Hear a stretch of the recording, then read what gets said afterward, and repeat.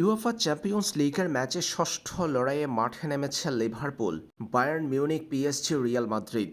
ভিন্ন প্রতিপক্ষের বিপক্ষে একই দিন মাঠে নেমেছে তারা। প্রত্যাশিত ফল পেয়েছে লিভারপুল। পয়েন্ট টেবিলে সবার উপরে অবস্থান করছে ইংলিশ জায়ান্টরা। 6 ম্যাচ থেকে পূর্ণ 6 জয়ে 18 পয়েন্ট অর্জন করেছে লিভারপুল।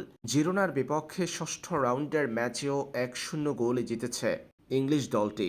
অন্যদিকে পিএসজি পরাজিত করেছে আরবি শালসবার্গকে। ম্যাচের দ্বিতীয়ার্ধে 7 মিনিটে 2 গোলের পাশাপাশি প্রথমার্ধের 1 গোলে 3-0 ব্যবধানে শালসবার্গকে পরাজিত করেছে পিএসজি।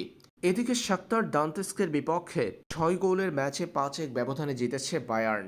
বায়ার্নের 5-1 গোলের জয়ের দিন একটি করে গোলের দেখা পেয়েছেন জামাল মুসিয়ালা, থমাস মুলার ও লাইমের। জোড়া গোল করেছেন মাইকেল ওলিস। অন্যদিকে রিয়ালের জয়টা এসেছে আটালান্টার মাঠে। ব্রাজিলিয়ান তারকা ভিনিসিয়াস জুনিয়রের গোল ও অ্যাসিস্টের মাধ্যমে রিয়ালের চমৎকার জয়। কিলিয়ান এমবাপ্পের ইনজুরির মাঝেও রিয়ালকে একাই জিতিয়েছেন ভিনি।